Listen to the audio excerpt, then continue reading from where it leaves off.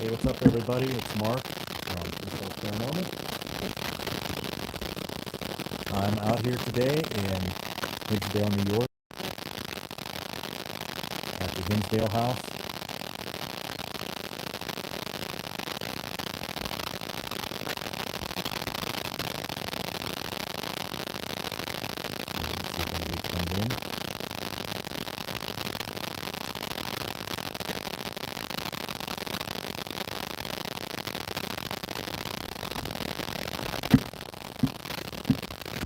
Going to do a tour of the house here. We just got here a little bit ago.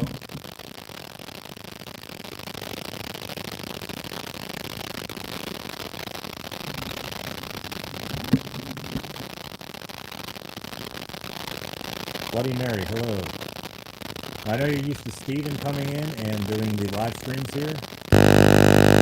Steven is actually not able to make it here, so I am here today. Mark, I'm the newest member of Hinsdale Paranormal. Just joined them a couple months ago. But we're definitely probably all going to come back here again sometime as a group. But I already have this book for that Stephen, Frank, and Emily were already had prior commitments, so I'm here representing the channel. This is the Hinsdale house in New York. Now, sun's beginning to set here. I have to stay pretty close to the house. The Wi-Fi only goes about the distance of the yard. You can see there's a pond that's out there.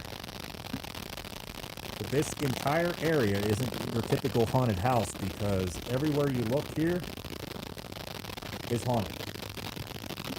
This is a classic haunting where I believe that the land is actually the culprit in the haunting. A lot of times you get the haunted house. A lot of the backstory on haunted houses are that something happened in the house specifically. This entire land that this is on is haunted. I'm here so I'll be streaming here over the next 2 days.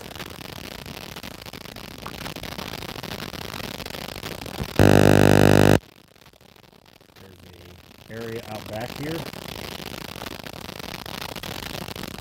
Hello everybody, thank you for tuning in.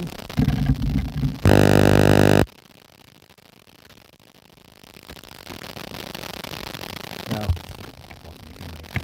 I'm usually used to Steven here. Paranormal. And this is the Hinsdale house in New York.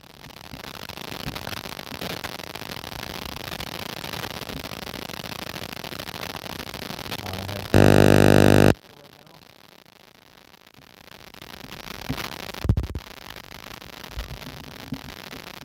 Oh, that's them reviewing the lawn here. The tree that's up there that people go and they put different Native American items on. Unfortunately, I'm not going to be able to go up there because the screen will cut off. The Wi-Fi only goes pretty much the length of the yard here. You can see them up there, hopefully. Let me zoom in.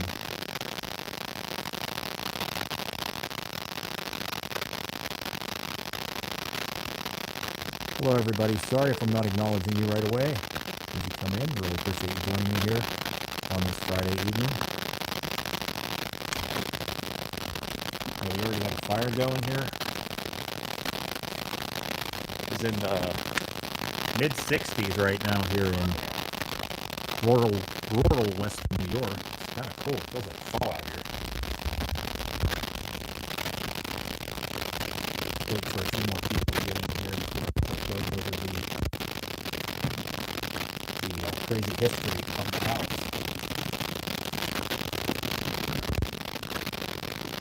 But yeah, it looks like a very normal looking old farmhouse.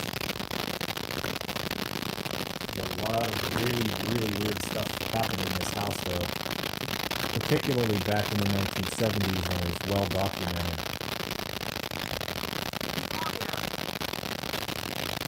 Getting activity up there. Getting activity up at the peace offering tree. I got to figure out when the recording started to put this on. Are you know, it's not so muffled. Yeah, earlier on, Brian, this is Brian here, he recorded a EVP. And one of the claims up here, since there's a lot of Native American history here, is the chanting that you get here, and he captured that earlier when he was up there by that peace offering tree.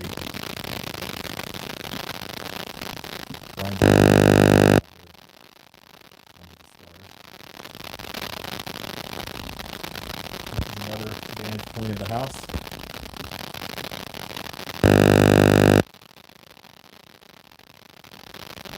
So for those just joining in, Stephen, Emily, and Frank had a prior engagement, so they were not able to join me here.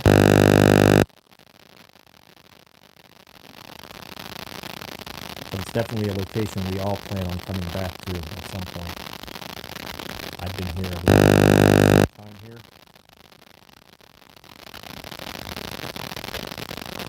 Hey Stephen, how you doing, bud? Good to see you here, bro.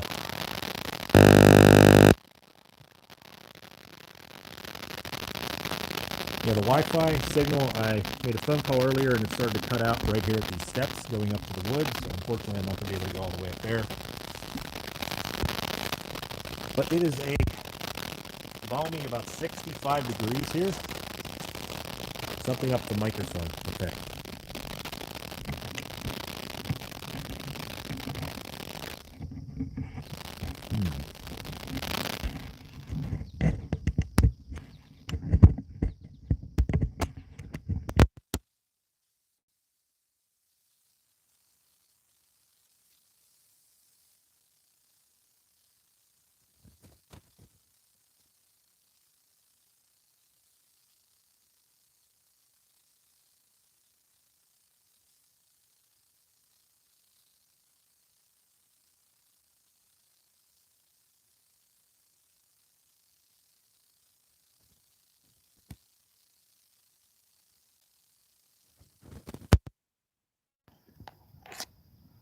All right, I just took the microphone out.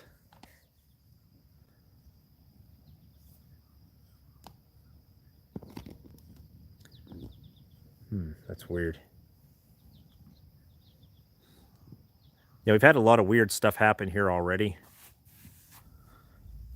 Just shortly after we checked in here.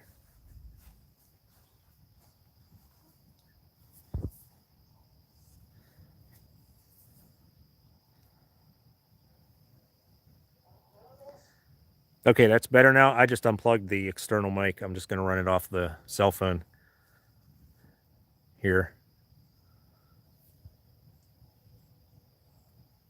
This, let me try it again.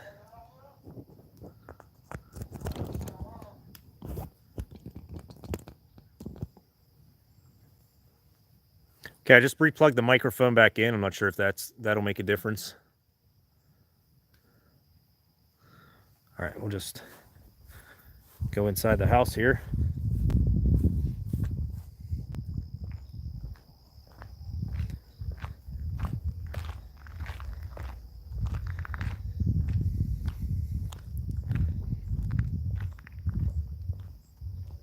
Okay.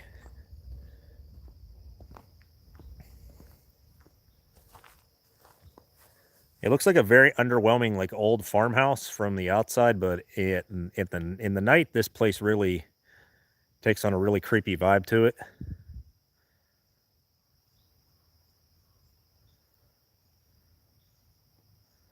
That's my friend down there, Brian. He's investigating here tonight with me as well. He's been investigating with me for about 10 years now. So we've come here about 5-6 times before. So he always goes with me every time here. We're like, this place really. How's the audio, everybody? Could somebody let me know? Just want to see if I need to switch microphones or not.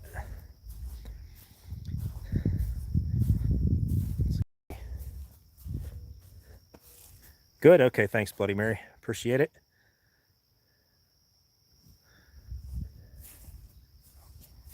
Now, this house is actually owned by a paranormal investigator, Daniel Class, and he essentially uses it to rent out to paranormal groups so that they can do paranormal research here.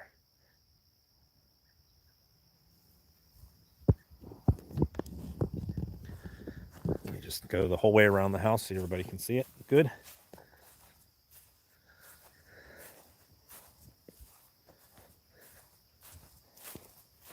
As you can see, the sun's going to be going down soon.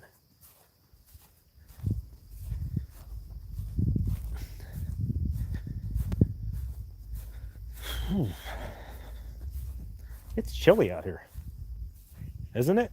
Yes. This is great. I know. I have to figure out.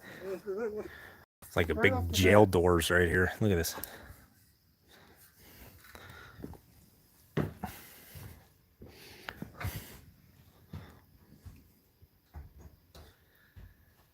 This is the kitchen area of the Hinsdale house.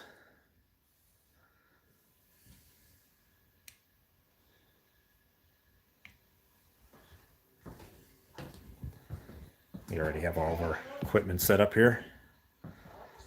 This is the other entrance in this way also. So typically when you come in, it's this way. You enter the front door.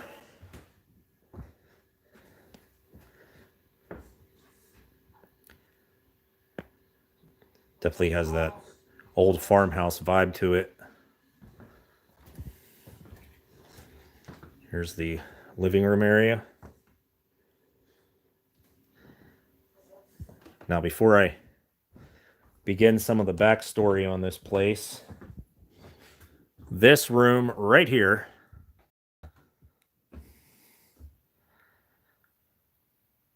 holds a very significant part of the history of this house. Because back in the early 1970s, an exorcism was performed in this house with a priest from nearby St. Bonaventure University.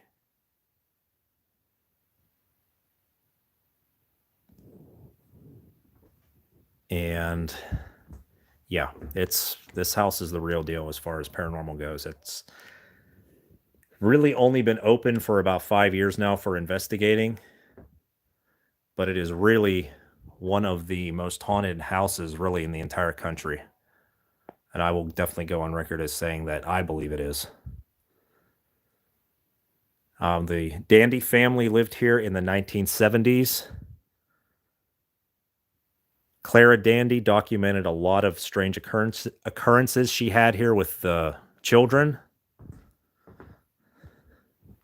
Believe it or not, this little tiny room right here used to be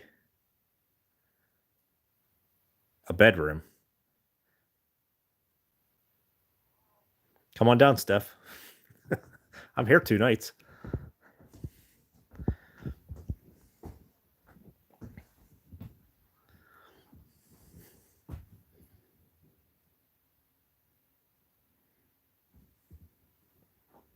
Yeah, we actually have a lot smaller of a group here than originally planned. For those just joining in, Stephen, Frank, and Emily already had a prior engagement, so they will not be attending here this weekend. So I'm representing the channel here.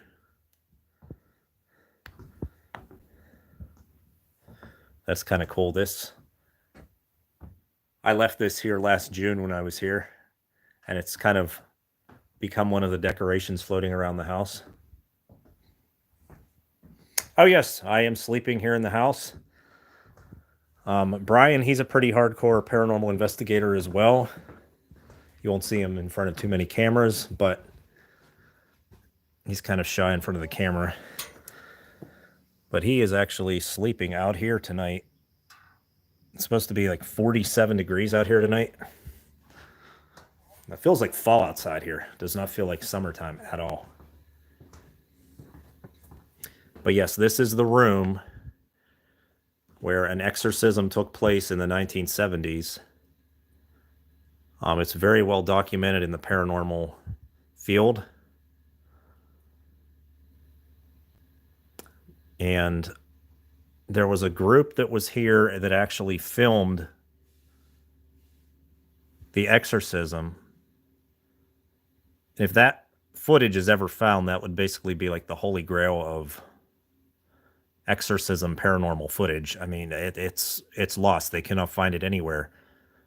But they said that as they were performing the exorcism, it became so intense in this house that the walls began shaking and the walls sounded like they were screaming. And this was right here in this room. And there were several people who were witness to that event who back up that story of the walls screaming, which I've always thought was really crazy.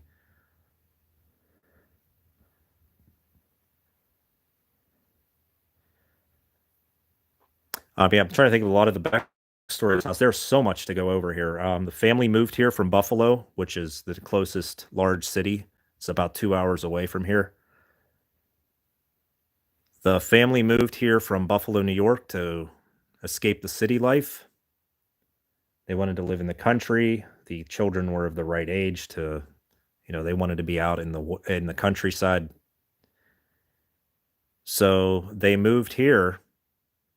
This was like their dream house. And it became a nightmare very fast after they got here. Mike, this is Mike's room down here. He was the oldest child. This was his room right here. They have a little wood burning kit of each child's bedroom name. This was Mike's bedroom right here.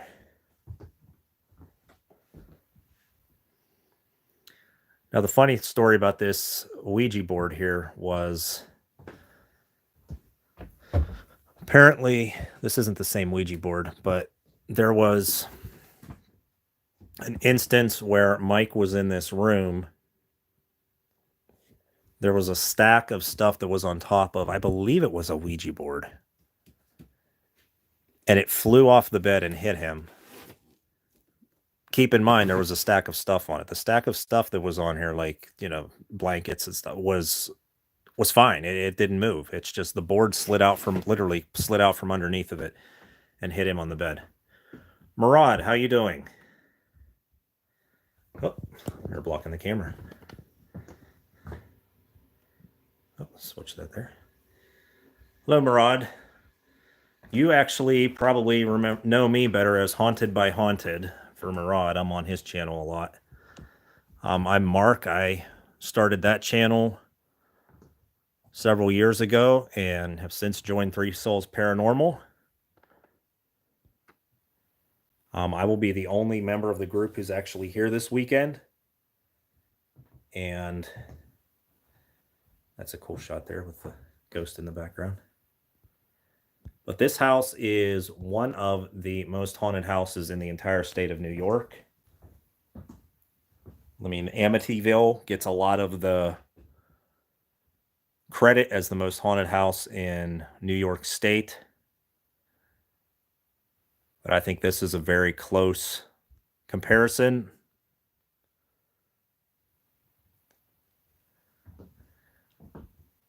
I got to get out there and investigate with you, Murad, sometime. Got to get out to Nevada and Vegas area and investigate. But yeah, the Hinsdale house is widely known in the paranormal community as one of the most haunted houses in New York. Like I said, this is the room. This is the room here that the exorcisms took place. Well, I still have a little daylight here. I'm going to go upstairs. This is a bizarre staircase. Because when you go up the stairs, there isn't even a landing. It just cuts off into this main bedroom here or this tiny bedroom that's right here.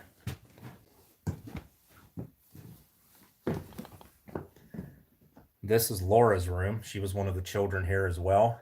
The Dandy family that lived here back in the 70s.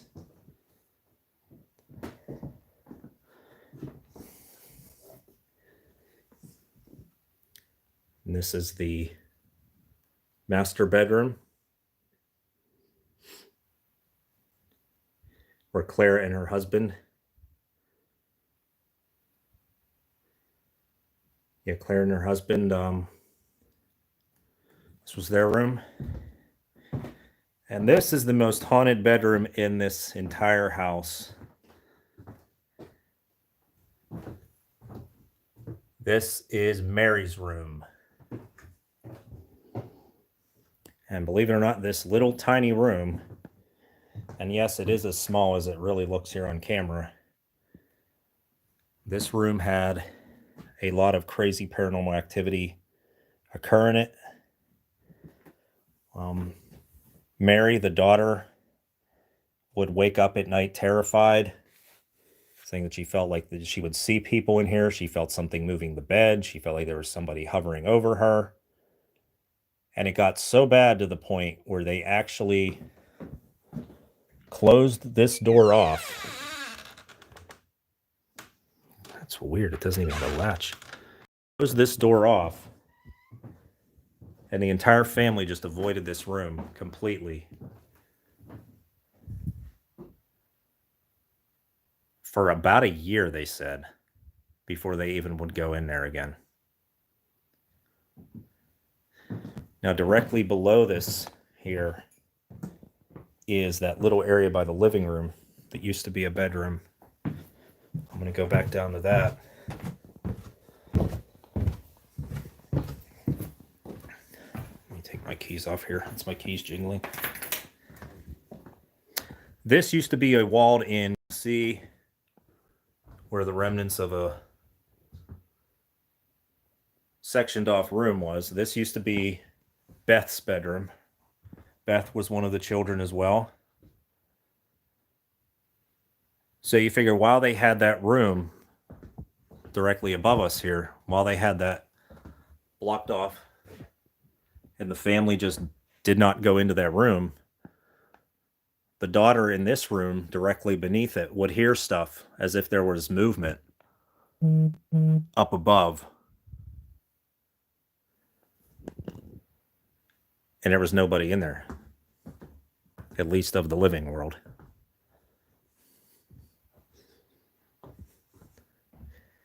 So that used to be an area, a bedroom all to itself as well.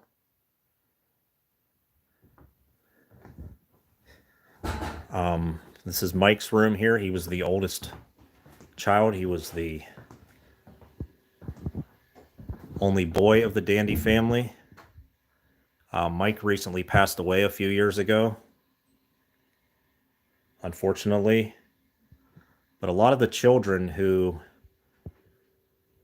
from the Dandy family, really had strange stuff kind of follow them around their entire life.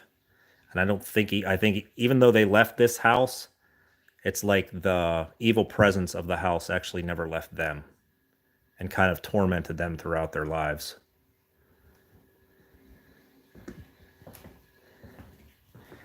After the exorcism failed, I believe it was in 1974. After the exorcism failed, the family packed up and they moved west. They moved far away from this house.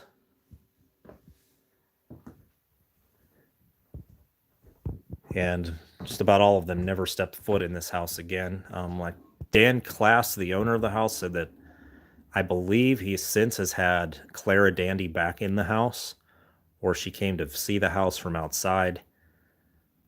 But yeah, she left this house and really never wanted anything to do with it after that. We found our ghost.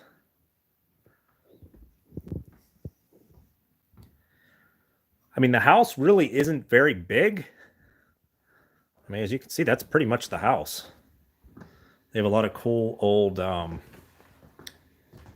this old refrigerator that's here, kind of replicas of the way that the dandies had stuff back in the 70s.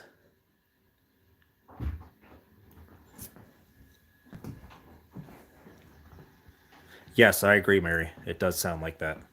A lot of weird stuff happened in this house to the family members here.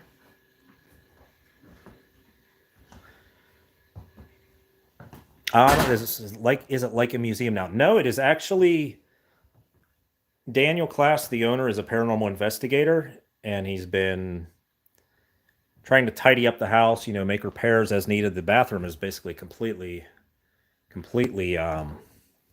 redone. The first time I was here several years ago, there was an old toilet that was right here, and one of the stories is Clara Dandy, the owner of the house back in the 70s, said that she hated to go to the bathroom even because she hated the basement. So you figure every time she went to the bathroom, this has been replaced. The toilet used to be right here. And the bathtub used to be, a long bathtub used to be right here. So actually, this is the bathtub drain. They're using the bathtub drain for that. But the toilet used to be here.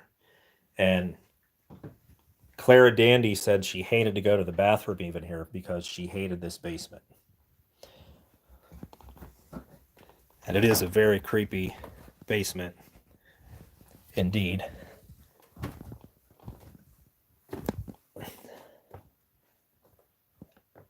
This house, they actually don't even know how old this house is. They believe it was built back in the late 1800s. But I mean, look at this old foundation.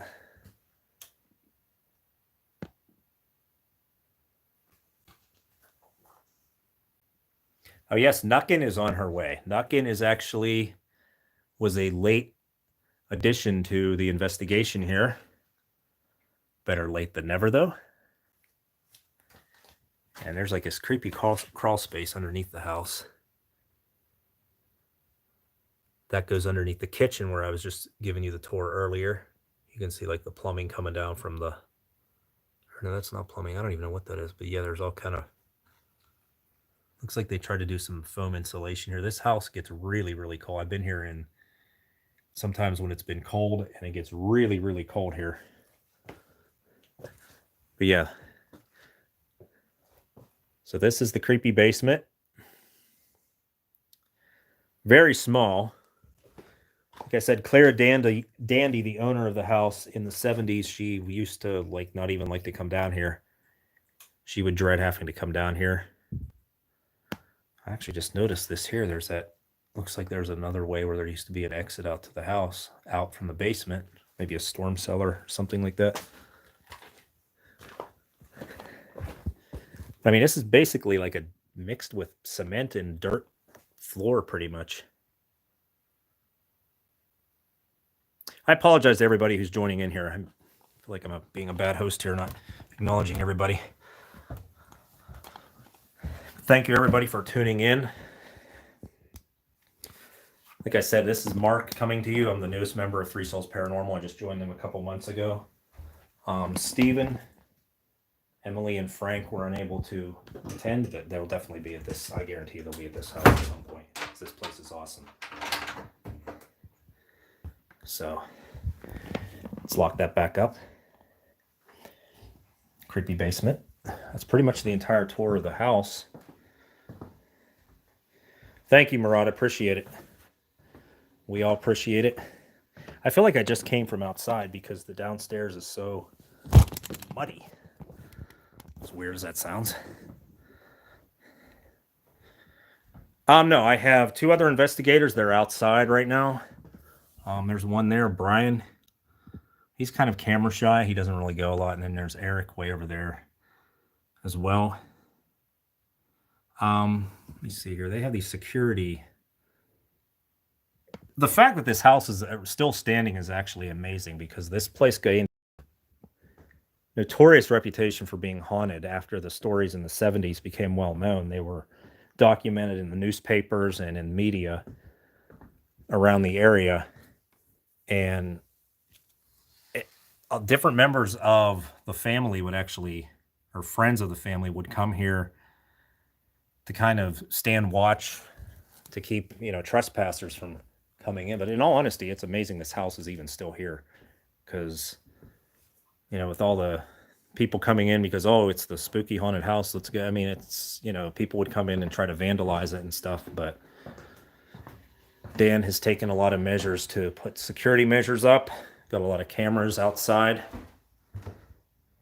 Yes, this was on Paranormal Lockdown. This actually, I believe, their second or third episode was from this house where Nick Groff and Katrina were here. Oh, that's fine, Nuckin. Take your time. We're going to be here till Sunday morning. So, yeah, we're here 2 nights. We're going to be here till Sunday morning. There's our fire.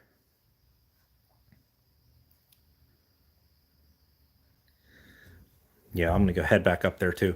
But I was going to try to get they have security, like screens up, I guess you would call them.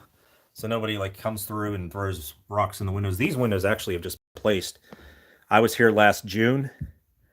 These are new windows that have been put in. So the money that you spend by investigating here does go back into rehabilitating the house. So I feel good coming here every single time I do because the money's going right back into fixing the house.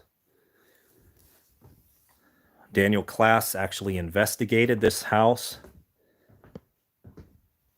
back before he purchased it. He said he kind of fell in love with the house and it was slated for demolition. And he contacted the owners, made an offer, and since nobody really wanted the house, they accepted, and he has been working to rehabilitate it ever since. There was a family that lived here, or not a family, there were an elderly couple that lived here in the 1980s. Into about 2000, there used to be videos on YouTube of them. A film crew came here and was trying to make a documentary like of the exorcism. So they actually had actors that were in the house. And so they did like a raw footage video from here. I can't find it anywhere anymore. It's no longer on YouTube. But there's I remember watching the videos of Florence and Joe Mesnick was their last name, but they went by Flo and Joe. They were an elderly couple. He was a World War II veteran. They lived in this house from the 1980s until I believe it was probably around like 2008, 9, somewhere around there. And they both passed. I believe they both passed away in this house. I know at least one of them did. So there's possibly some energy from them as well in this house. I always found it funny that an elderly couple lived here. They were the last actual tenants of the house because the staircase here does not seem like anything I would want my grandmother walking up. These real rickety stairs to go up to the bedroom. And like I said, there is no landing. You literally go the top step and you cut off to the left or cut off to the right and you're in the bedrooms. So if you're wandering out of bed in the middle of the night and go out to the hall, well, guess what? There is no hall. It just drops off straight to the stairs. Glad I'm here by the stairs because another weird factoid. This house just keeps going on and on and on, really. Sorry, I feel like a big, I'm just won't stop talking here. In this area here, there's a crawl space right above the kitchen here. I'm actually going to shut this light off to see if you can get better without the glare. No, that's not going to work. Okay. There we go. I'll just kind of go.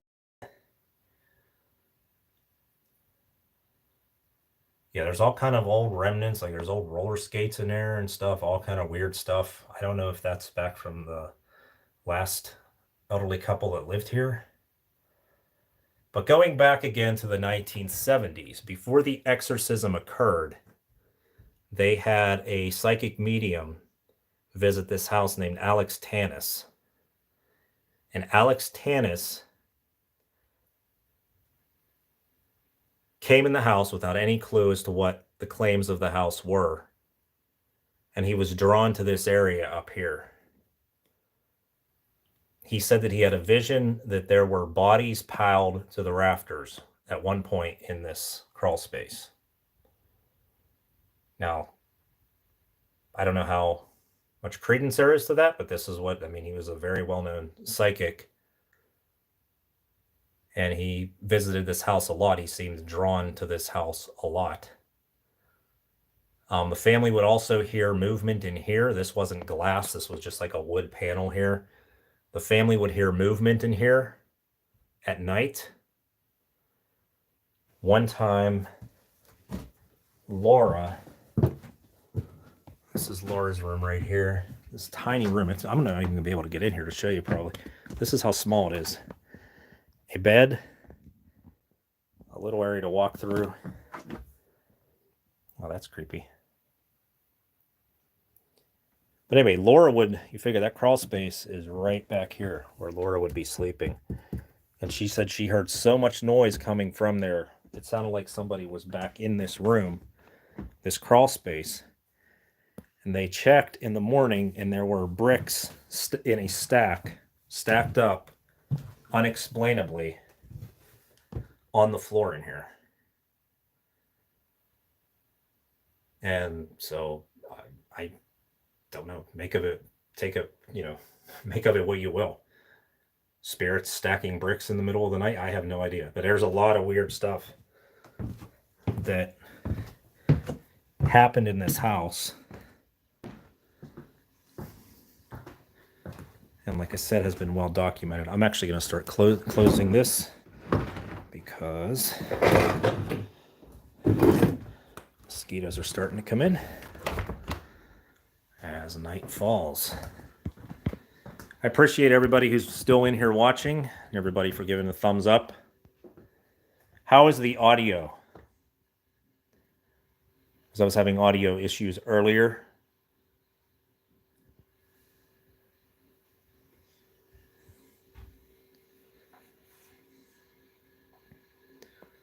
Once we get going on investigating, when the sun comes down,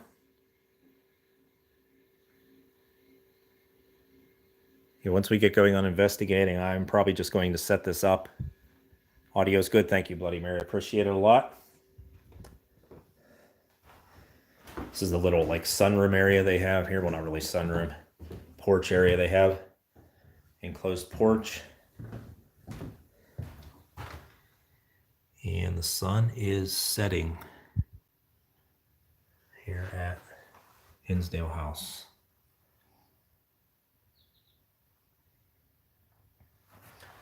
I'm going to go back upstairs because there's another really, really bizarre claim that the family made in this house.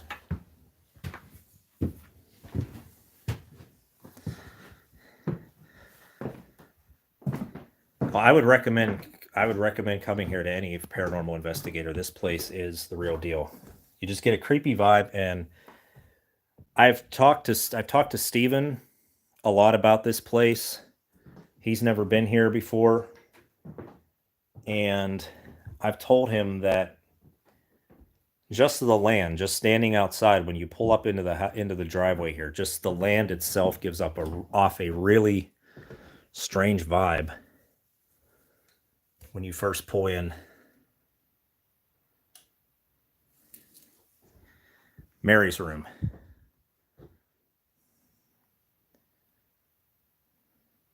Yeah, this is Mary's room here. This was the room where a lot of crazy stuff occurred. Mary basically would not sleep in this room. The family closed the door, and it would sound like there was spirits running amok in the room while they were just trying to live their, go to sleep in the other rooms. I mean, it's really crazy, the claims. If you actually get a chance to look up the look up the Dandy family's history here. I mean, I could this stream could be 5 hours long, and I would still be coming up with new reports of all the happenings that occurred here. I've actually slept in this room before at one time. Had a pretty good night's sleep, actually.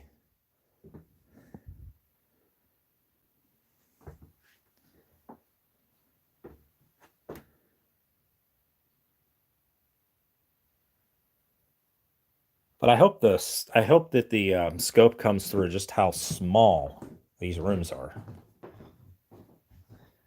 Like, this is just a small like twin bed right here. And it basically takes up almost the entire room. Like, I think that bed would probably just fit this length across.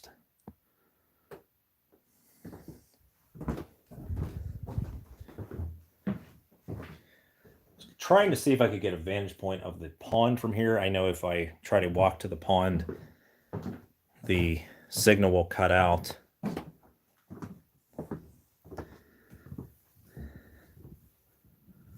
Well, he did just reinstall these windows. Look at this too. Oh my goodness. This is another claim from this house, and it's holding true. I haven't even noticed this till just now. When the Dandies originally moved in after signing the paperwork to own the house, they came in and actually had to remove thousands of bees. The very first time they came in here, there were thousands of bees that had nested within the walls. And look at all these flies that are on the screen, the basin here where the screen is. It's like bees and flies. And no matter what they do, they cannot get rid of them.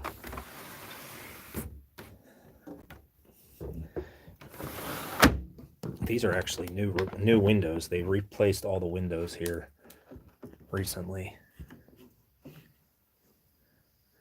Oh, these are full screened windows. They don't open up. Okay. Yeah, my two other investigators who are here are outside. They're doing investigation of the land. The land is just as haunted as the house. Like, the house has all the sizzle, but the land is just as haunted. Shan camp. Yes, they do allow you to sleep on the beds. My one investigator, we were coming in late July, so he thought it'd be hot in the house. He brought a tent to sleep in. It's actually supposed to get down into the upper 40s here tonight. So it feels more like fall here than the last days of July.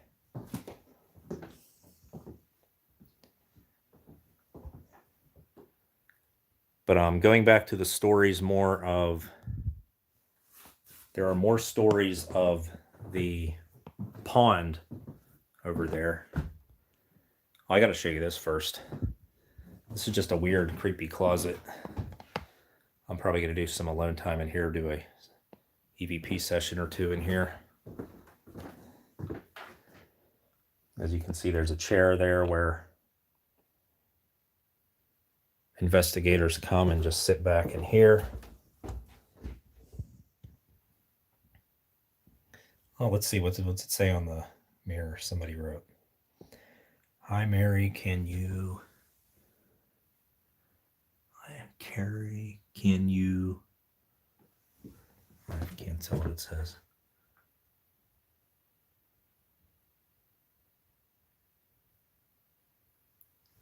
Well, I would highly recommend Paranormal Among Us. Thank you for tuning in. I've had the privilege of being here. I believe this is my 6th time here. And I come here every year, and I probably will for quite some time, because this place just draws you back. It's unlike any place I've ever been.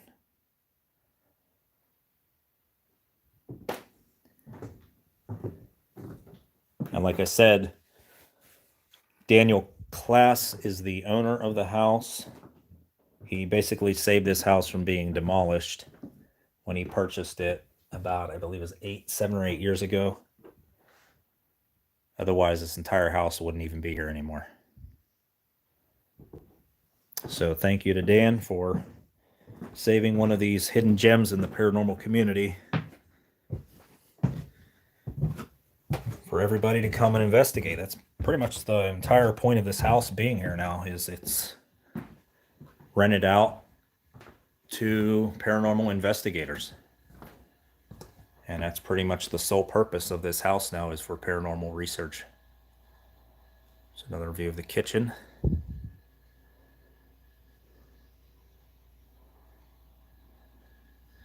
I'm gonna see if I can make it outside here to give a little more backstory on let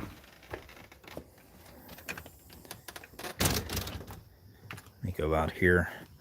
Probably get a better view of the pond here. Starting to cool down here. Oh, they're over there on the deck that's by the pond.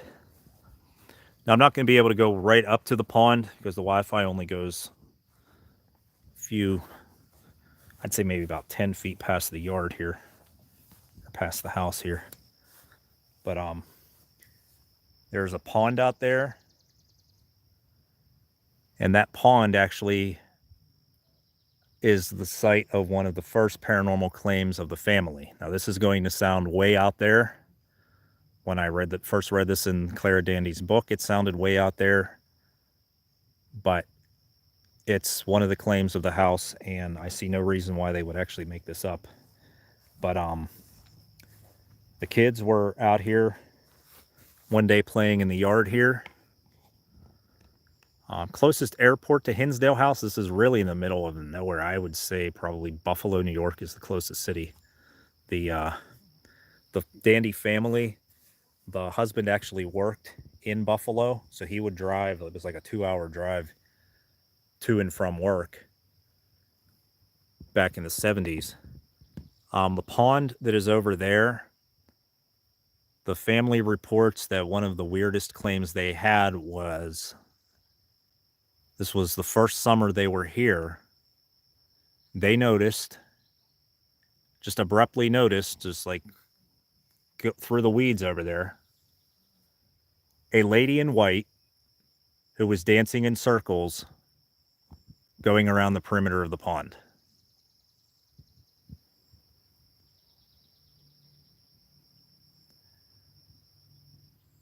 Which I find crazy, the concept of that, but Clara said in her book, she's like, I have told this story like constantly the same way every time. I know people probably think I'm crazy for saying it, but that's what they saw here. And they actually saw that a couple times. A lady in a white dress, kind of out like where they are right now, I would imagine, spinning around in a white dress, twirling around the perimeter of the pond. And whenever they finally decided to go out and confront her, she disappeared. The pond is believed to be, my personal opinion, I know my own opinion, this is my own opinion, I'm just throwing it out there. Take it with a grain of salt. My opinion is this pond is what created the paranormal activity on this land. There used to be a barn here back before they decided to sell this house in the 70s. This was to the Dandy family. They leveled the barn. Oh, there's a deer out there over there. They leveled the barn and tore up the foundation of the barn to make this pond, because back then in the 70s, and in you'll find that in different properties around this area, there are ponds everywhere up here because people wanted to buy a house in the country with the pond. That was kind of like a thing back then, I guess. So one of their selling points was, hey, let's make a pond here and people might buy the house. I believe there was something in that barn, something tied to that barn that was disturbed when they made this pond, and that released a lot of paranormal activity. Clara Dandy also states in her book that shortly after moving in, the family always had pets. They loved pets. They would take in strays. They actually had a pet raccoon here. They had all kind of animals. They were animal lovers. They would have so many animals here. They had cats. They would have dogs. They would take in and various animals that would just stray in from the woods. Well, her dogs would come down from the pond with bones. And she would think nothing of them and just throw them in the garbage can. This was before all the weird paranormal stuff started happening. And she said in hindsight, she wishes she kept those bones because she doesn't know if those may have been human. Because, like I said, the barn was removed to make the pond. As soon as they made the pond, the house sold, the dandies moved in, and now bones are magically being brought up by the dogs from the pond area.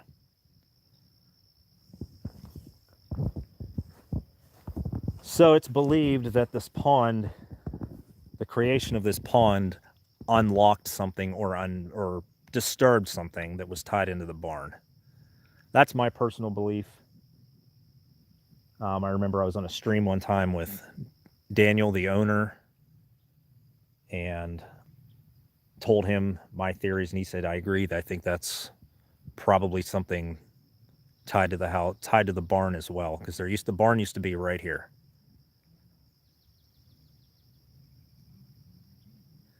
And they tore the barn down and put the pond in there.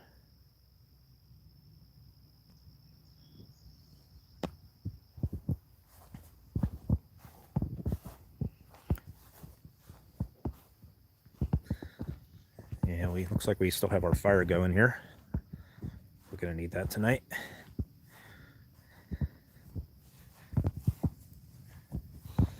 Night for a campfire here. It's probably about 60 degrees here now, I would say. It's not very warm at all.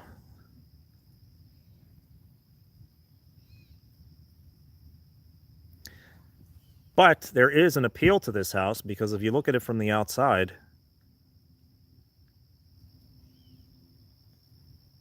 it just looks like a old, small farmhouse in the countryside.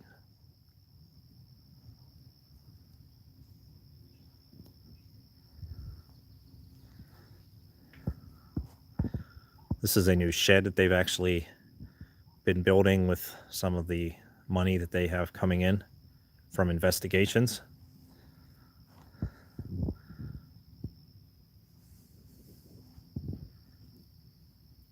Yeah, but all these woods, if you come up here at night, it is very, very bizarre. So there have been reports of hearing chanting coming from these woods.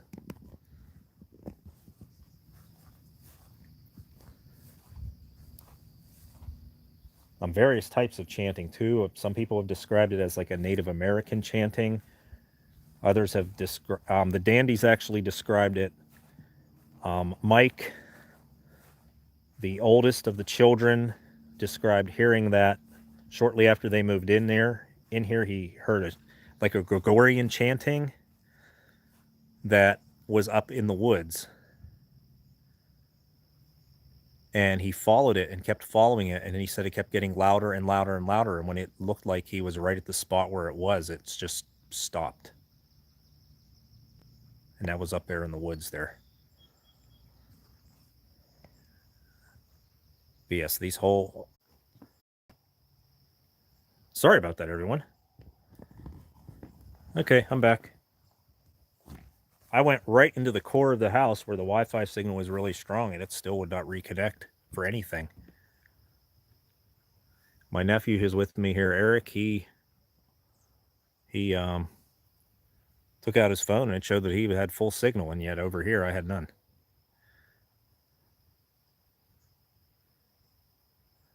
Hey, Murad, welcome back. Hopefully I didn't lose anybody there.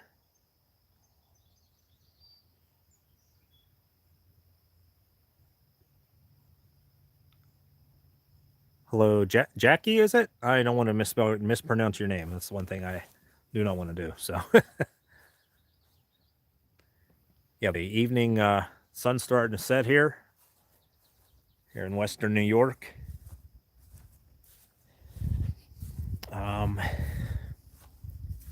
I was talking about the pond earlier, and the stream cut out, but I pretty much gave you the rundown on everything with the pond. There's the 10 out there. I just heard a loud fish coming up out of the pond there. Yes, there are fish there.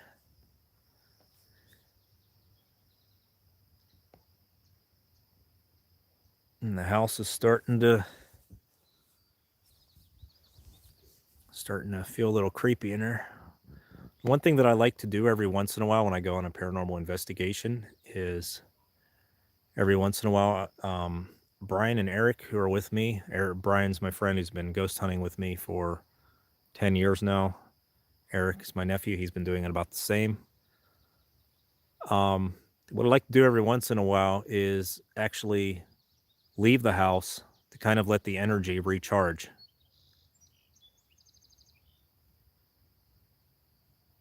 I don't like to have people in the house like all the time.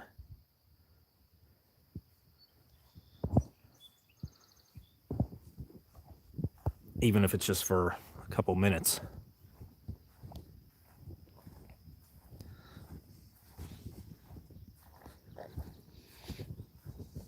Yeah, I'm glad the stream reconnected here. I was actually about to end this and start a new stream.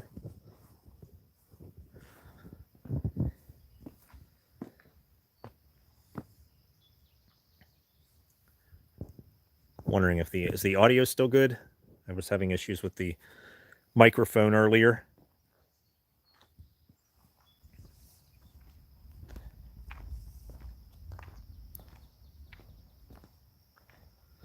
See how far back I can.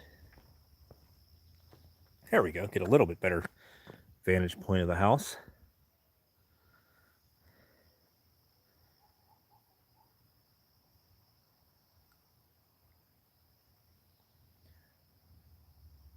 Yeah, but we brought a lot of our equipment to set up. We're going to be here for 2 days. Well, 2 nights, more importantly. Who really cares about the days? It's the nights that matter. We're going to be here for 2 nights. I have another investigator who should be arriving shortly. She will be here soon.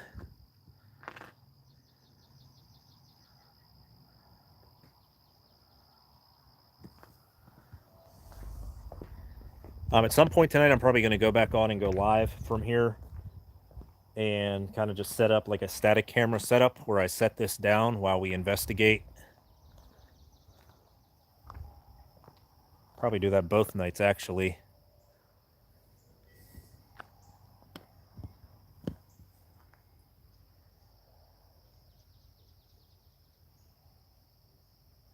That was weird. I heard there's wind chimes up by that tree in the woods. And I know I heard them go off. That is the peace offering tree that's up there. People go and give tokens to Native American spirits.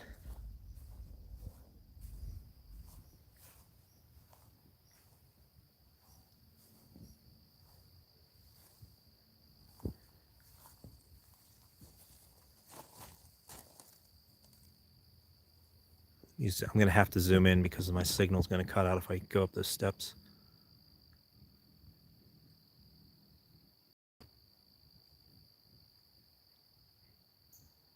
Winds are very calm right now.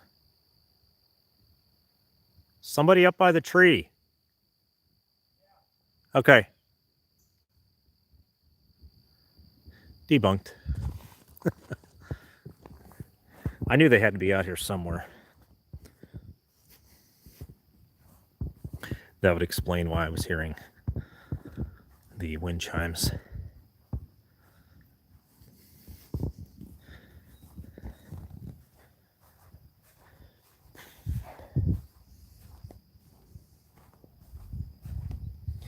Yeah, but like I said, this is only the first 2 hours we've been here. We're basically living here for 2 nights here at the Hinsdale house. This is about a 3.5 hour drive for us. So what we've done the past 2 years is make it a little more worth our while by staying 2 nights instead of driving 3.5 hours, investigating, catching a little bit of sleep, then driving home. Makes it a little bit more worth our while to be here for 2 nights. Do you have that EVP, Brian?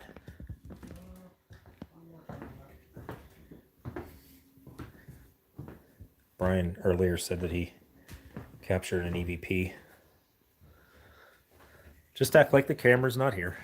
Oh, yeah. I've got a whopping 6 people watching right now, so thank you to every one of you. Where's the ghost? That's what we're looking for.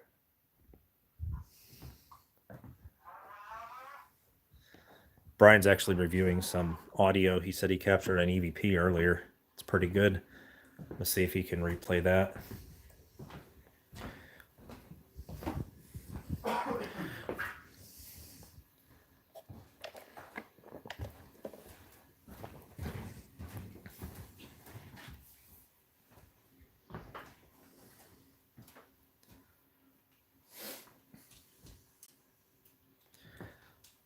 I'm down to got to 5 now. Does anybody have any questions about this? Like I said, I know a good bit about the history of this house. I'm just trying to think of any other stories that I have left out. There are so many. Oh, yeah. How could I leave that out? That just goes to show you how crazy this house is. Some of the claims with this house. Also in the book that Clara Dandy wrote, she tells of the experience of one night they were awakened in the bedroom, which is right up here. There's actually a little opening up there. That's the bedroom up there. They were awakened to the entire house glowing with a bright light from outside. And Mike, who was down here, this is Mike's room here, shouted up to his mom and dad, "Do you see what's outside?" And there was a bright light that was hovering over the house. And there was a craft over the house. It lasted for several minutes before abruptly flying off. So, yes, there is also claims of unidentified flying objects in this area as well.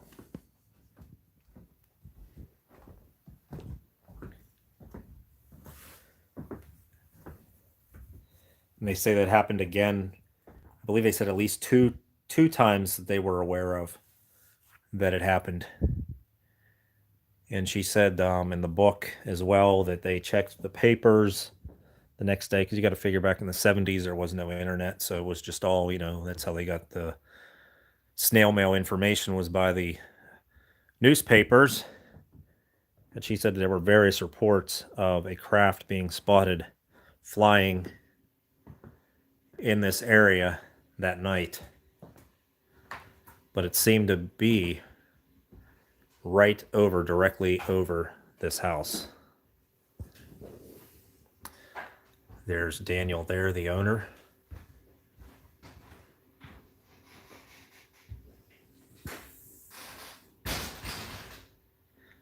Various paranormal researchers who have visited the house here.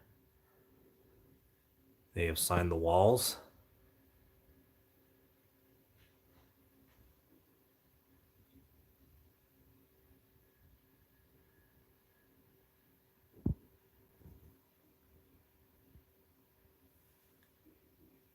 Sorry, everybody. I just had to pop the chat back up again. For some reason, it went off on the phone here, on the other side of my screen. Pardon me for ignoring the chat there. I didn't know that it was up still. Let me see what else they have here. They used to have different names signed here. Exploring the unknown. Different groups he is allowed to sign the framing, the door framing. This actually used to be covered with names. As you can see, they've covered it up since.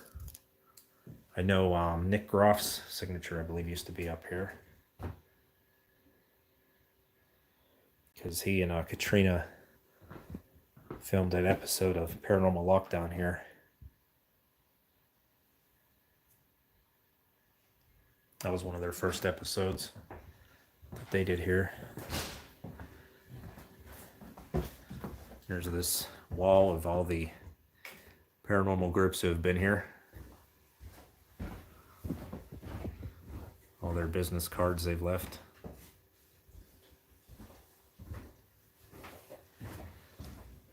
We're going to have to get some Three Souls Paranormal business cards for our next visit. Yeah, it's just covered. I remember when I first came here, it was this. And it has since turned into this, and I guess they need to get into, it's probably going to take over another wall here soon. But like I said, the owner here, Daniel Class, he's the gentleman there in the second person standing there, welcomes paranormal investigators here. And that's pretty much the life's blood of this house right now, is just paranormal investigating. His goal is to build a museum just out here, adjacent to the parking lot out here. That they actually, this used to just be like a normal driveway. And they actually just put that in early last year. But he owns the property all the way to the trees there, and I believe beyond there. But his goal is to, on this flat area here, is to build cabins for investigators where they can actually sleep, and also build like a small museum with different artifacts from the house.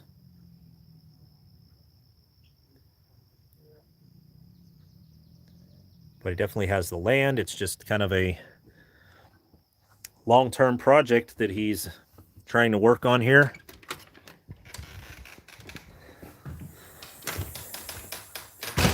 And this entire area is enclosed actually now.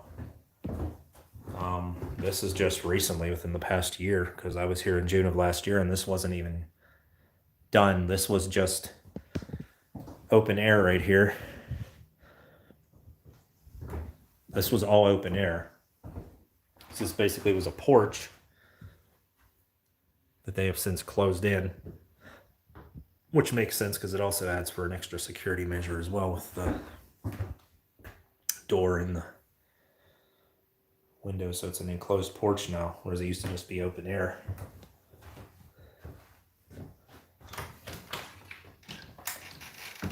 Any luck out there? No?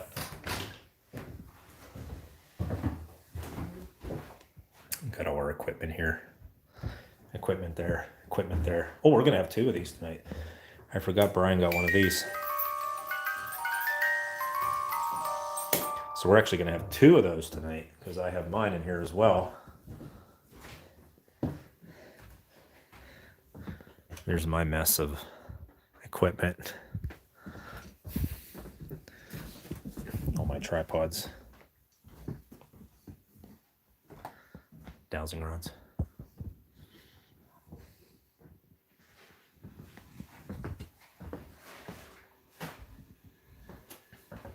Yeah, what I'm probably going to do when we go, when we investigate later, I might just set this up somewhere, like going over where we are, and just do what we normally do.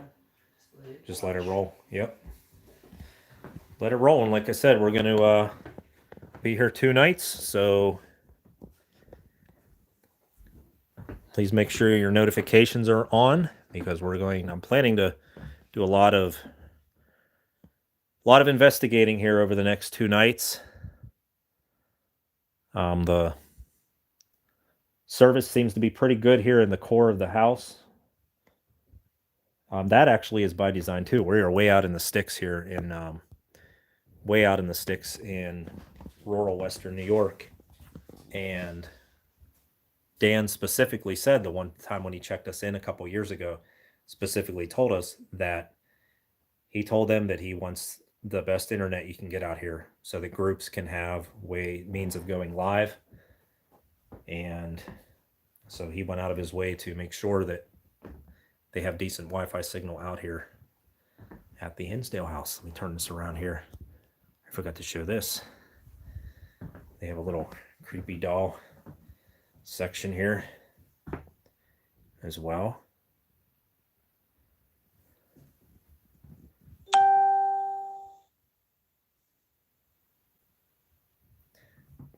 There's a cut. I think this one's new, if I'm not mistaken. Yeah, it's like he's just gradually been building stuff up through the years.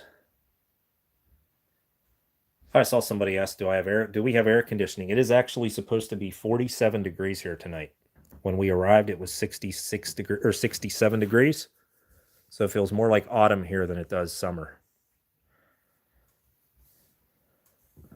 Yeah, this area of New York is typically really cold. This is one of the areas that gets a lot of lake effect snow in the wintertime as well. So in general, it doesn't really tend to be really hot here. I have been here in the summer before though, and it has been really, really hot. Paul Kenyon, that name rings a bell. That is, yeah, I mean, I'll just let the signature speak for itself. Paul Kenyon actually wrote a book as well. He was a friend of the family, the Dandy family. Oh, and it says the date and oh, awesome. I didn't realize he said the actual date, and I was right, 1974. April 13th, 1974, 8:42 p.m. is when the exorcism occurred in this house. And Paul Kenyon has since been back at this house to sign the door frame here. And this is the room, how appropriately, this is the room where the exorcism took place. Back on, in his own words, April 13th, 1974 at 8:42 p.m. Paul Kenyon.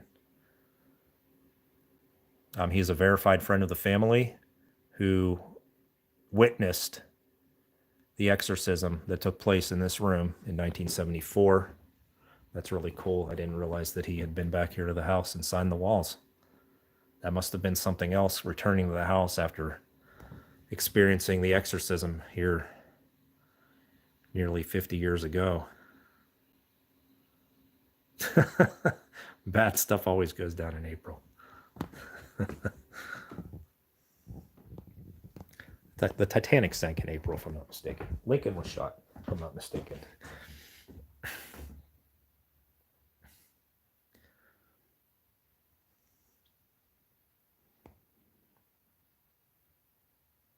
So we're going to probably be in this room conducting spirit box sessions, EVP sessions. I'll probably be using the dowsing rods at some point here, but this room really it's ironic because of the exorcism of this house. A lot of the claims were of the bedrooms back in the 70s. A lot of the claims were made by the family of the bedrooms. Like I said, this used to be a bedroom. You can still see the outline of the wall that was knocked in to make this an open area. You can actually see on the floor. You can see where the cut is, where this would be where the door is to enter the room, right here. So this is where the door would be. This used to be Beth's room. And like I said, she was the child who, this is directly beneath Mary's room, the most haunted room in this house. And when they closed that room off and the family refused to go in there, Beth would hear stuff all night long directly above her. That was some form of spiritual energy manifesting in the room directly above here.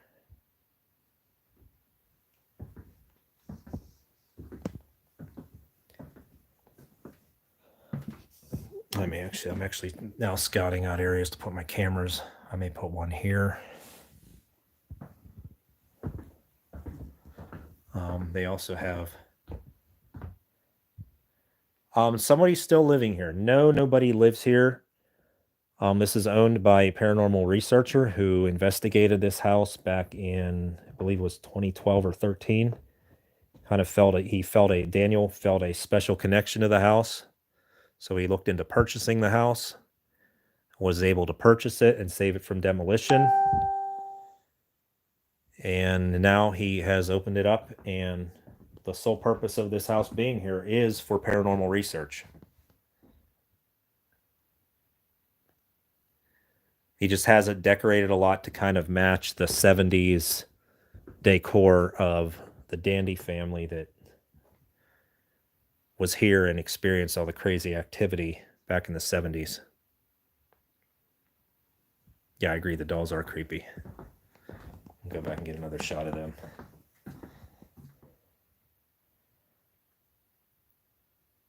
Paranormal side, hello. Thank you for tuning in, Joe and Carrie. If you guys ever get a chance, highly recommend come out to the Hinsdale house in New York.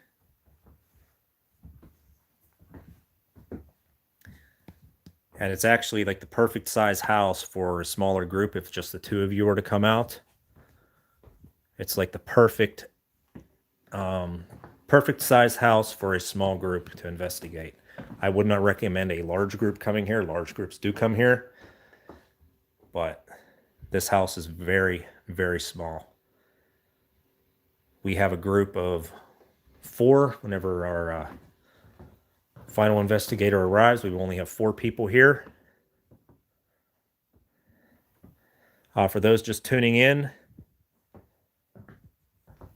this is Mark from Three Souls Paranormal. I'm also on my personal channel, Haunted by Haunted. I joined Three Souls Paranormal a couple months ago. Stephen, Emily, and Frank were unable to make it here. They had a prior engagement they were already committed to. They already said they really want to come to this house, so I'm sure we'll be back again, all of us as a group. So I'm kind of holding the fort for the group here tonight. I just really want to get the word out there about this place, and I cannot reiterate enough. Like I said, I've been here. This is my 6th or 7th time here, and it is the real deal as far as paranormal locations go. I come up here at least once a year. It's about 3.5 hour drive from where I live. But I look forward to every chance I get to make it here. Let's go back upstairs for those who just tuned in. Oh yes, I still have my channel too. I post stuff on there as well because a lot of times I'm out doing, I had stuff planned already this year that Stephen, Frank, and Emily were unable to go to, so I still have I've kind of been just like a wandering nomad investigator for several years now anyway, so that's kind of it's kind of my thing. Join up with other groups and stuff, but yeah, I'm really honored to be a part of Three Souls. Are good people with a passion for paranormal investigating, just like I have.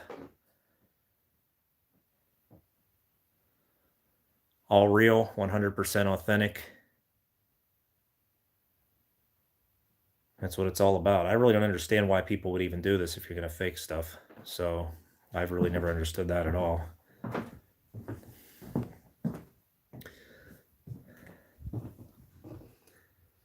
There's Mary's room. This is the most haunted room in the house.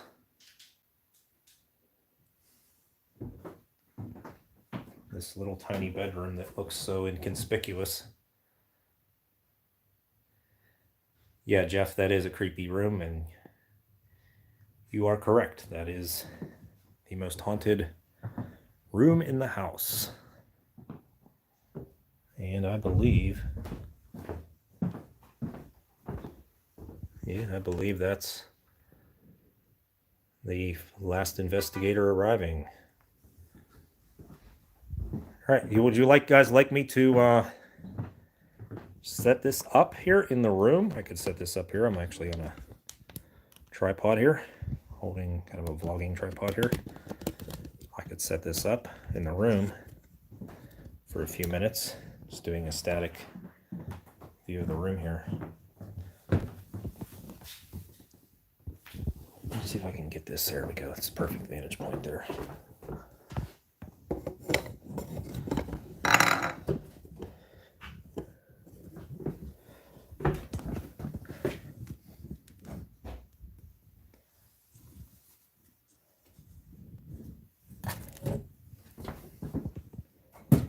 I'm gonna go check in Nuckin from Nuckin Futz Paranormal. She just arrived.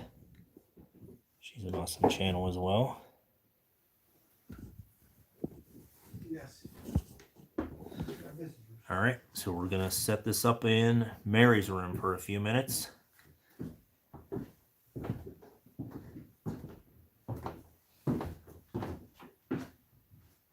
Hopefully that doesn't fall down. I know.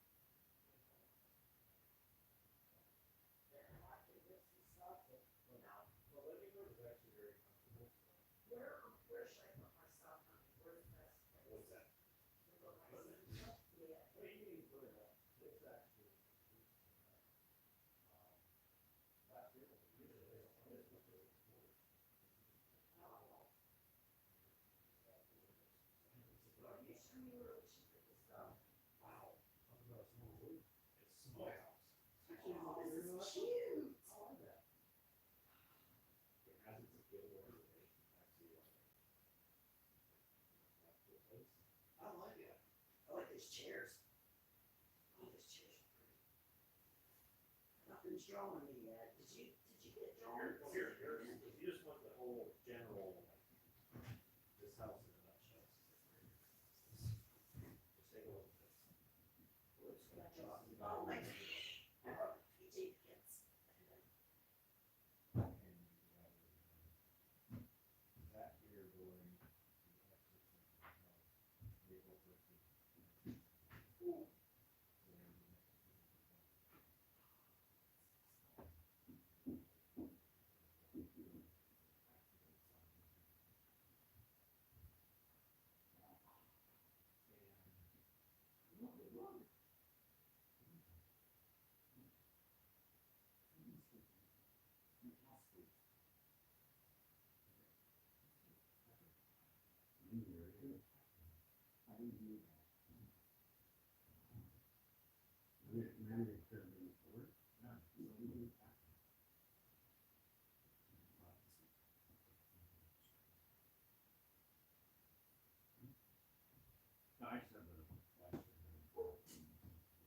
Now, are these dolls smaller than any of them?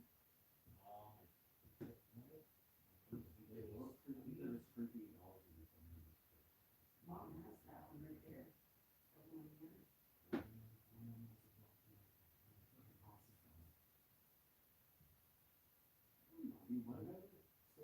Oh, that's what he, yeah, yeah. It's already to sit on these, right? Oh.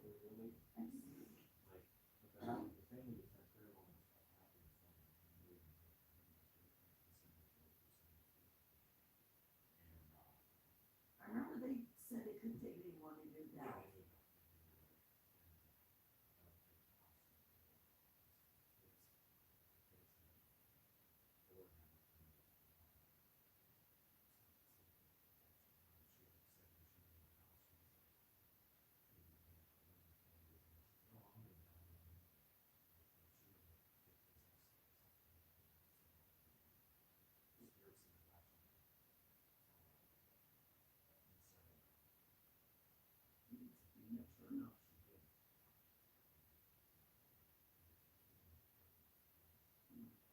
Did she draw it?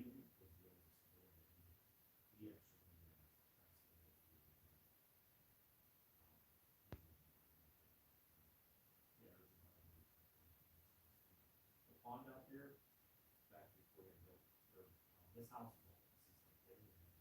I heard you saying that.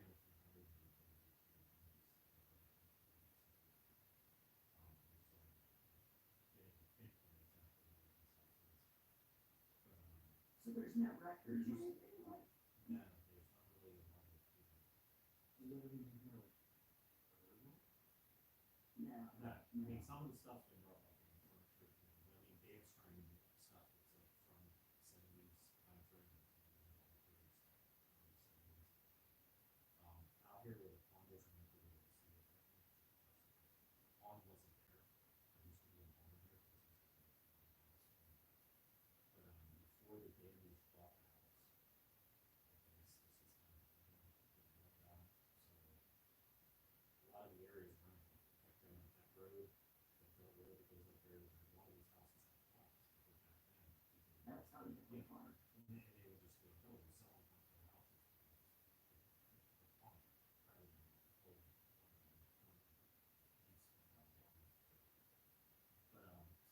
hold but, so they tore the barn down, built the pond, and that's kind of the selling point for the very first time they came here, there were thousands of leaves in the lot.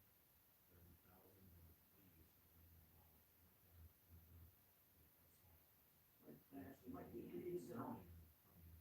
I noticed when I was doing the stream up there too. I just happened to notice, these are all the windows. Last year. It's so fun. Flying beats the house. That's a whole new built house. Now, the people who live in their house say there's been. Oh, yeah, they nothing were around. completely. But,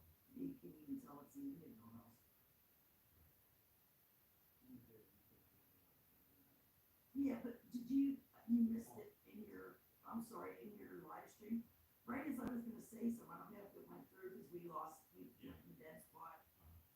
And, well, he had service, I didn't. But I was gonna, I told you, I said,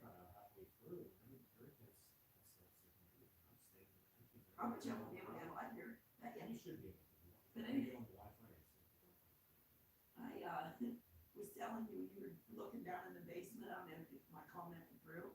I said, oh, it has a basement, but there's nowhere for me to sleep.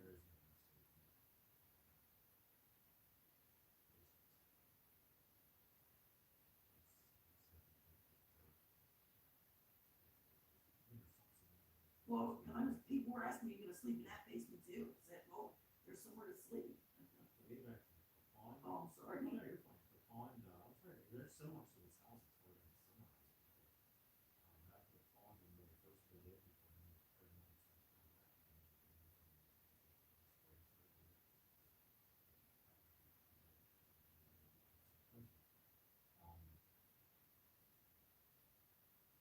they had updated cameras, and they had raccoons, and things. That'd be neat. At one point, they had skunk, and there was, yeah. And so, Maybe they'll like me here.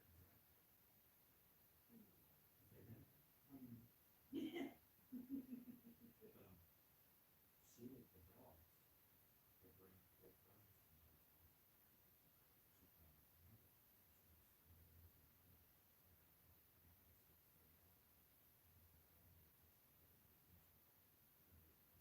And show more respect, and what she didn't know. Right, because she thinks that the size of it, she talked about it in the book, she had big dogs. She had big dogs. Yeah, exactly. So these were big dogs.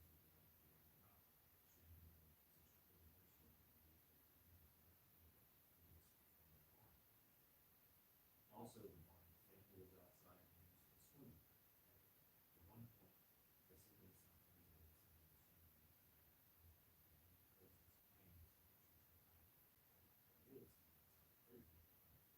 in South Hinsdale, they saw a lady in white just formed from weeds. The whole perimeter around the pond, a lady in a white dress dancing around in a circle around the perimeter. Oh, I believe it. I mean, They called out to her, they were like, and they went up to the predators and it happened twice. All kind of weird well, figures. somebody asked I know me, there's like groups that make you walk up and Yeah. not big in here. That's what I mean. I mean, you figure out by the pond with the lady in the white dress and chanting and all that stuff. There are figure way times, back then, there might be one. there are times, multiple times, and I'm sure they happen in the next 2 days, where we're investigating outside, we can't wait to come back into the house. Because the wind actually sounds. Remember I was talking So I about think this, this house is actually. Right. House.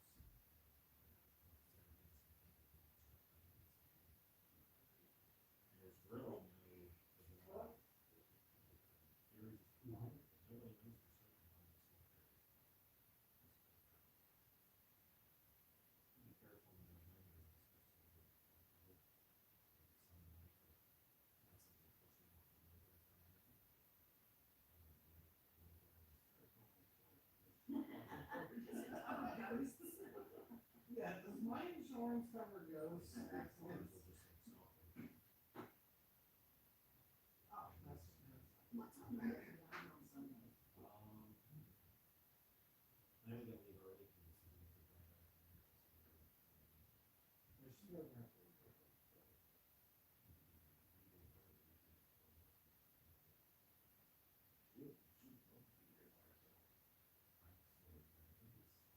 It's all easy. Well, yes.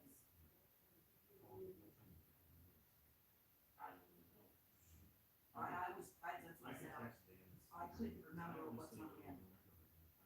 What time do you guys leave? I didn't know how much sleep.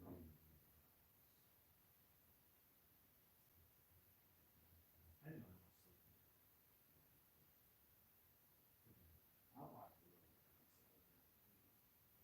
out.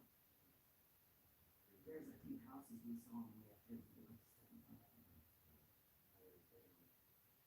No, not just that. There was some I'm looking to buy.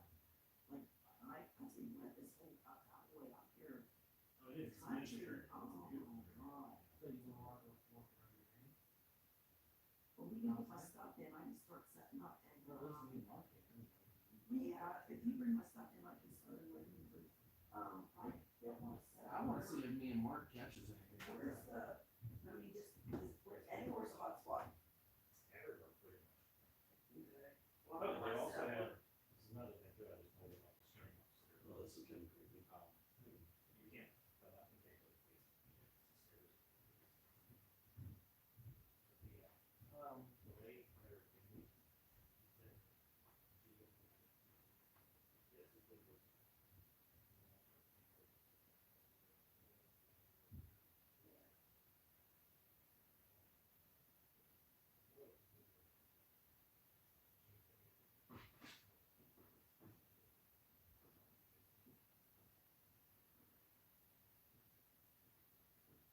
yeah, it's not like open.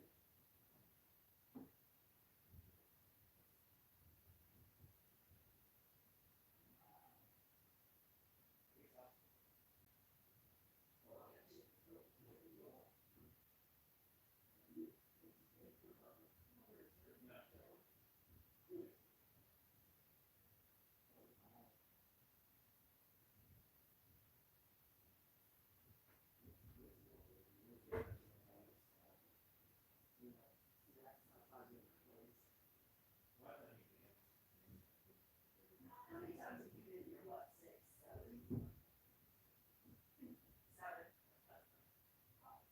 What? Now, how many acres does he have? Oh, yeah, you can still check. Oh, I didn't know how big the property is. see, I lived here, I'd have me a horse. I'm a, I'm sorry, wait a minute.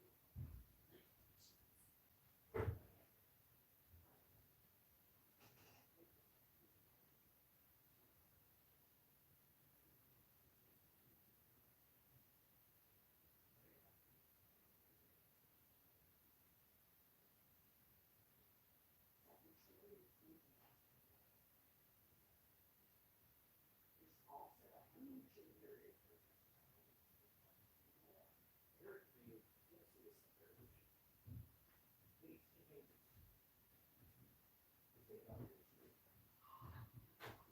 Ow!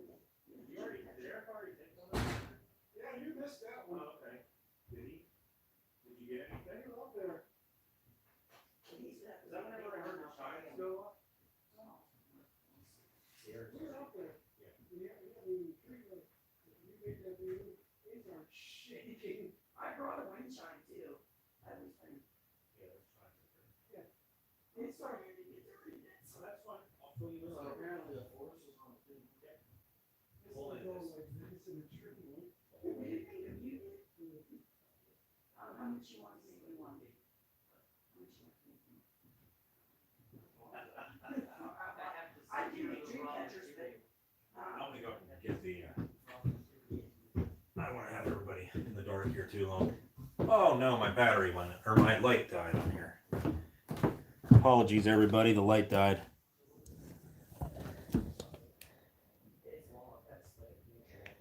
I apologize for that. Go figure, the illuminator would shut off after I left. Strange. This is that illuminator that does it every once in a while. How long has the lights been off, everybody? Still have 5 in chat. Thank you for everybody who's still here. Go figure, I stepped away from the stream and then the illuminator shut off by itself. It's like, Yeah, I think everybody went. Where did It you was. stop? He saw a shadow. Yeah. Well, I'm at an hour and 47 minutes. I might just restart a new stream What was here. that? How long ago, a few years ago was that? We were here? Do you guys mind if I set up in here for a little bit, or? No, that's Yeah, fine. Has Yeah. anything ever happened in this room? What? Does anything find happen in out. this room? Here, turn around. Did you read that? Brody read it. Here. Hey, Matt, what? That is the signature of Paul Kenyon, who was a family friend of the Dandies. Sat here during the exorcism of April 13th, 1974 at 8:42 p.m. Yeah, I'll be getting a picture of that. And he's Too. What's that returned. say up there? Just somebody signed their Yeah, name. there's different people who signed this. Nick Groff's signature was actually here. I don't know why, but they've covered it up. I guess they're just, it was getting to be too many I don't think signatures. he would want you signing the walls. Would Nah. he? I wouldn't. All right, I see 2 here in chat still on the stream. I keep having issues with the Wi-Fi. I'm actually going to get some equipment set up, and that might be kind of boring, so I'm just going to... Nuckins here now. Guess what? Yeah, Once you turn this on, dead. I put a brand new battery in it Oh, before I I left. believe it, yeah. Look. This, Whoops. Nothing. yeah. Brand new battery. It already. It didn't All right, even so turn I am on. going to sign off here, and I will be coming back to you live here shortly. Thanks for watching, everyone.